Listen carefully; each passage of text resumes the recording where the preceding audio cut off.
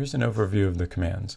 I've tried to make this system train you how to use it while you're using it, so if you send an invalid command, here I've sent ABC, it will send you back a hint as well as a link that you can tap for more information. For more complicated commands like kill or fence, it will do the same, which I'll talk more about in the following video.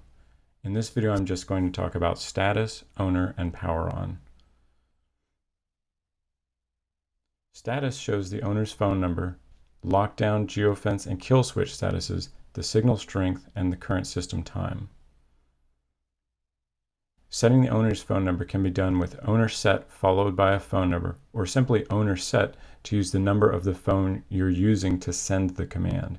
If you do include the phone number, remember to include the country code, which for the USA is the number 1.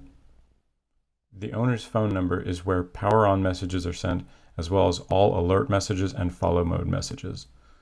While VanTracker will obey commands from any phone number, for security it will only respond with hints and documentation links to the owner's phone number.